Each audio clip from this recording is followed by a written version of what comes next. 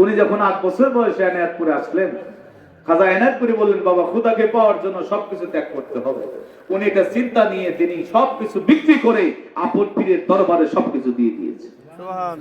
একটা গায়ে দেওয়া চাদর পর্যন্ত তার ছিল না। এত কষ্ট তিনি করেছেন। পুষ মাসে শীতের মধ্যে, খড়ের মধ্যে, লাড়ার মধ্যে আমার হুজুর কেবলা শুয়ে থাকছে। আল্লাহু আকবার।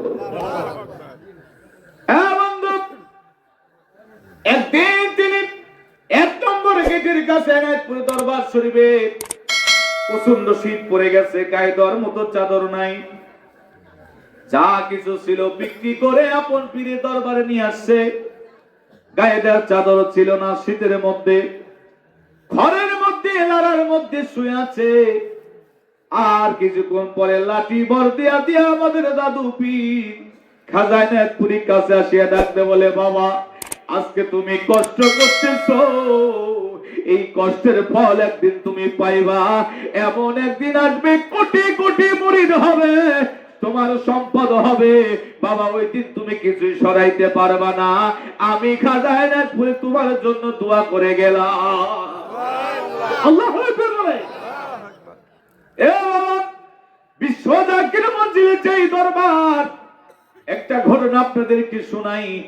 আমরা আমাদের পীরের বাড়ি যা কিছু নিয়ে যাই মোহাব্বত করে আমার পীরকে দেই, ভালোবাসার কাছে কোনো দলিল চলে না। আর মনে রাখবেন, রাসূলের দরবারে কেউ যদি ভালোবেসে কিছু দিত, আমার রাসূল সেটা গ্রহণ করতেন। সুবহানাল্লাহ। হাদিয়া তওবা আমার রাসূল গ্রহণ করতেন। আমার পীরের দরবারে বিশ্ব জাকির মঞ্জিলে আমার পীর ও মুর্শিদ তিনিও হাদিয়া তওবা গ্রহণ করতেন। বিশ্ব জাকির মঞ্জিলে আরিচা ঘাটের এক জাকির ভাই নদীর মধ্য থেকে বিশাল একটা মাছ কিনছে। এই মাছটা কিনে নিয়া আট্টসি দরবারে হুজুরা শরীফের সামনে যাইয়া বলে, কে আছেন? আমি একটা মাছ নিয়ে আসছি। খাদেম ভাইরা বের হলেন, ডাক দিয়ে বলে, ঠিক আছে মাছটা নিয়ে যান। বলে হুজুরের কাছে খবর দেন। খাদেম ভাইরা হুজুরের কাছে খবর দিলেন। হুজুর বললেন, বাবা ওই মাছটা নিয়ে ভিতর বাড়িতে পাকশালার কাছে নিয়ে যাইতে বলেন। এরপরে তিনি গেলেন না।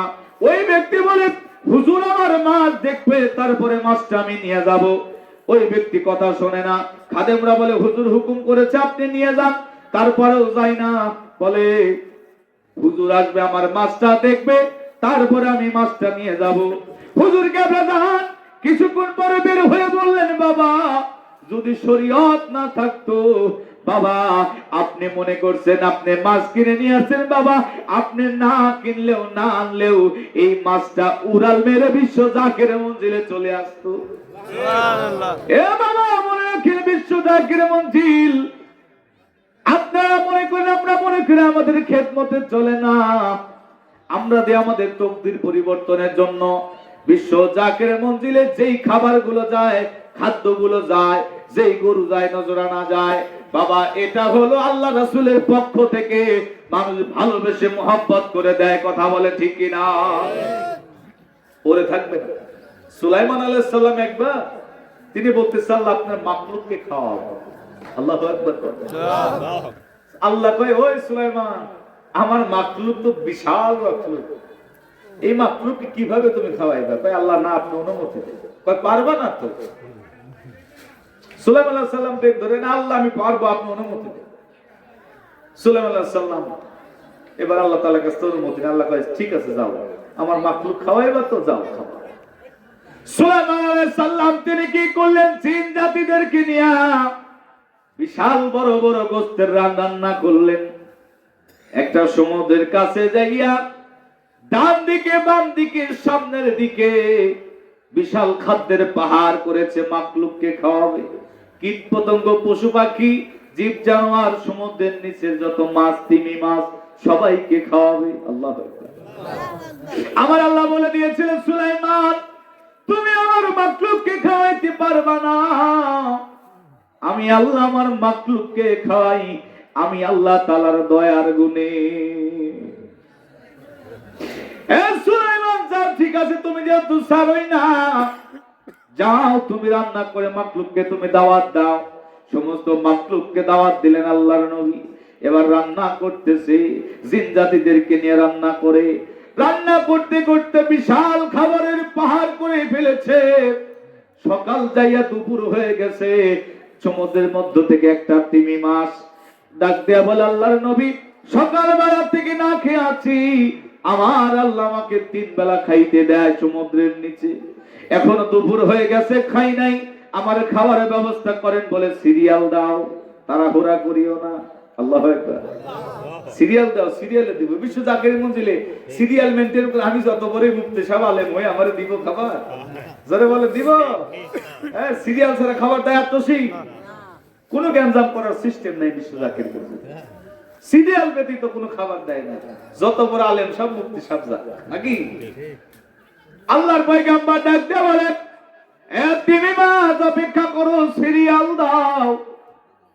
সমস্ত মাখলুককে আমি দাওয়াত দিয়েছি, সবাইকে খাওয়াবো। এবার তুমি মাছ ডাক দিয়া বলে, আমি বড় ক্ষুধার্ত, আমাকে যদি না খাইতে দেন, আমি আল্লাহর দরবারে আমি নালিশ দিয়া দিব। এবার আল্লাহর নবী ডাক দিয়ে বলে, তুমি মাছ নালিশ দিও না, নালিশ দিও না, দেখো খাবার হয়েছে, যাও তোমার অনুমতি দিলাম, খাবার খাও। যে মাত্র তিমি মাছ অনুমতি পাইছে রে, একটা লেজের বাড়ি দিয়া যা খাবার করেছিল, একটা বাড়ি দিয়া সমস্ত খাবার খেয়ে ফেলেছে। আল্লাহু আকবার। এবার সুলাইমান আলাইহিস সালাম ডাক দিয়ে বলে, তিমি মাছ করলাটা কি?